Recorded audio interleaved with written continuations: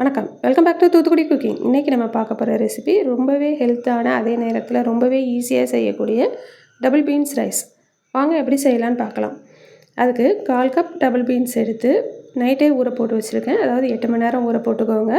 நசுக்கி பார்த்தாலே தெரியும் எந்த அளவுக்கு ஊறி இருக்குன்னு. இதை கழுவிட்டு குக்கரில் சேர்த்துருவோம். பீன்ஸோட 1 இன்ச் அதிகமாக தண்ணி இருக்கிற மாதிரி பார்த்துக்கோங்க. இப்போ குக்கரை மூடி மேலே ஆவி வந்ததும் வெயிட் போட்டு சிம்மில் வச்சு 20 நிமிஷம் வேக வச்சு இறக்கிடுவோம். இங்கே பாருங்கள், நல்லா வெந்துருச்சு. அதை எடுத்து நசுக்கி பார்த்தீங்கன்னா தெரியும் எந்த அளவுக்கு மாவாக வெந்திருக்குன்ட்டு. இப்போ நம்ம ரைஸ் வைக்கிறதுக்கு ரெடி பண்ணிடலாம். குக்கரை காய வச்சு அதில் எண்ணெய் சேர்த்துருக்குறேன். எண்ணெய் நல்லா காஞ்சதும் இதில் 1/4 டீஸ்பூன் ஜீரகம் சேர்த்துக்கிடுவோம். ஜீரகம் பொரிஞ்சதும் அது கூட ஒரு பிரிஞ்சி இலை, ஒரு சின்ன துண்டு பட்டை சேர்த்துக்கலாம். அதெல்லாம் லேசாக பொரிஞ்சதும் 2 பெரிய பல்லாரி வெங்காயம் கட் பண்ணி வச்சுருக்கேன், அதை சேர்த்துருவோம். அது கூடவே 2 மிளகாய், அதையும் கட் பண்ணி சேர்த்துருக்கேன். ரைஸ்க்கு தேவையான அளவு உப்பு சேர்த்துடலாம். 1/2 டீஸ்பூன் இஞ்சி பூண்டு பேஸ்ட் சேர்த்துருக்கேன். இது எல்லாத்தையும் சேர்த்து நல்லா வதக்கி விட்ருவோம்.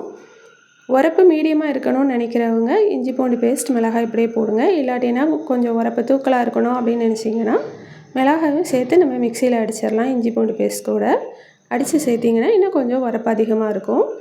வெங்காயம் நல்லா வதங்கின பிறகு நம்ம வேக வச்சு எடுத்து வச்சுருக்கிற டபுள் பீன்ஸை சேர்த்துக்கிடுவோம். இது கூட 1/4 கப் அளவு பட்டாணி சேர்த்துருக்கிறேன். இதையும் நல்லா மிக்ஸ் பண்ணி விட்டுறலாம். இது கொஞ்சம் வதங்கட்டும். பட்டாணி வேண்டாம், கேஸ் ட்ரபிள் அப்படின்னு நினைக்கிறவங்க இதுக்கு பதிலாக பீன்ஸ், காய், கேரட் இந்த மாதிரியும் சேர்த்துக்கலாம். பீன்ஸ் வேக வச்ச தண்ணியவே இது கூட சேர்த்துருக்கிறேன். 1 கப் ரைஸ் எடுத்துருக்கேன், அதுக்கு 2 கப் தண்ணி சேர்த்துருக்கேன். அரிசி ஏற்கனவே எடுத்து 1/2 மணி நேரம் ஊற வச்சிட்டேன். இது பாஸ்மதி ரைஸ், சாதா ரைஸ் எதுலனாலும் பண்ணலாம். நான் இன்றைக்கி சாதா ரைஸில் தான் பண்ணுறேன். குக்கரை மூடி மேலே ஆவி வந்ததும் வெயிட் போட்டு 1 விசில் வச்சு இறக்கிட்டிங்கன்னா போதும்.